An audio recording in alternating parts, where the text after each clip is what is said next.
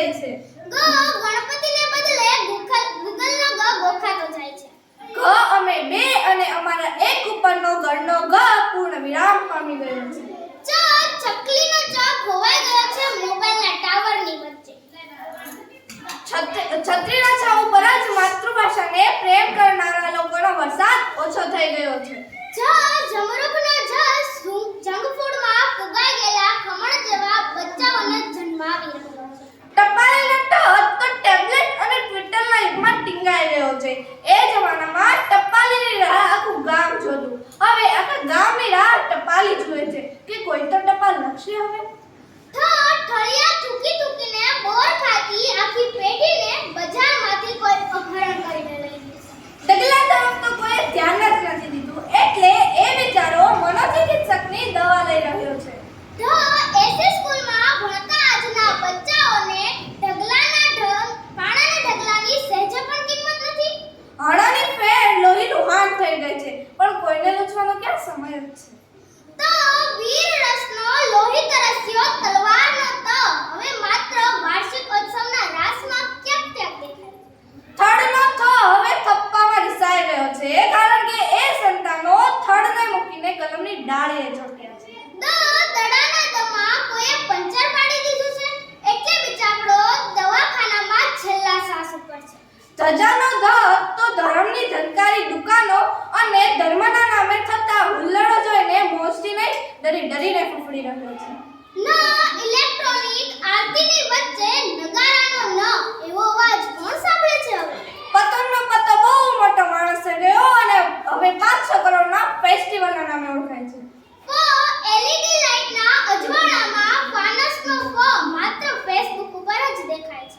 બકરીના બુલફાઇટના ક્રેઝની વચ્ચે બકરીના ભયે બધાએ બ્રેન્ડ વાળી દીધો છે. મોબાઈલ અને કોમ્પ્યુટરના અદ્યતન રમતોમાં ભમરડાનો ભ સાવ ભરખાઈ ગયો છે. મરચાનો મ હવે કેપ્સિકમ થઈ ગયો છે અને સ્ક્રીનની સેવર પર ક્યાંક ડોકાયા કરે છે. ગાયનો બંને બિચારા થઈને કતલખાને રોજ કપાયા કરે છે. રમતનો ર તો સિમેન્ટના જંગલો જેવા શહેરોની પતલી ગલીઓ અને ફ્લેટને ઊંચી સીડીઓ ઉતરતા જ ગુજરી ગયો. લગટનો લ ભેદી રીતે ગુમ છે. કોઈને મળે તો ચોક્કસ કહેજો. વહાણનો વ તો હજી હાજી કાસમની વીજળી સાથે જ જળ સમાધિ લઈ ચૂક્યો છે. સગડીના સમા કોલસા ફૂટી જવાની અણીમણી માથે છે. એટલે જ કદાચ શકોરાના ક્ષણે નવી પેઢી પાસેથી માતૃભાષા બચાવવાની ભીખ માંગવી પડી રહી છે.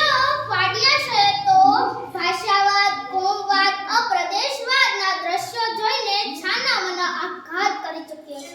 હળની જમીન વેચાઈ ગઈ છે અને એની જમીન ઉપર મોટા મોંઘા મોલ ખડકી દેવામાં આવ્યા છે. પહેલા એમ લાગતો હતો કે અળો જ કોઈનો નથી, પરંતુ હવે એમ લાગે છે કે આખી બાળકડી જ અનાથ થઈ ગઈ છે. ક્ષાત્રત્વની જેમ જ માતૃભાષાના રખોપા કરવાનો જ્ઞાન યજ્ઞ ક્યાં ચોઘડીએ શરૂ કરીશું આપણે સર? સ્કર્ટ બીડી પહેરેલી અંગ્રેજી માસીએ ઘર બચાવી પાડ્યું છે અને સાડી પહેરેલી ગુજરાતી માની આખી રાતી છે. પોતાના જ ફળિયામાં ઓરમાન થઈને બેસેલી ગુજરાતી માં કણ સત્તા આવીને રાહ જુએ છે. કોઈ દિવ્ય 108 ના ઇંતજાર. આવો ઘાયલ થઈ ગયેલી ગુજરાતીને ફરી સજીવન કરીએ, બેઠી કરીએ, પ્રેમથી પોખીએ, ગુજરાતી લખીએ, ગુજરાતી વાંચીએ અને આવનાર નવી પેઢીઓને ગુજરાતીમાં ભણાવીએ અને એક સાચા ગુજરાતી તરીકે જીવીએ. પાકિસ્તાનમાં ગુજરાતી બચાવવા માટે આંદોલન થઈ રહ્યું હોય ત્યારે શું ગુજરાતી માટે જગવાની જરૂર નથી?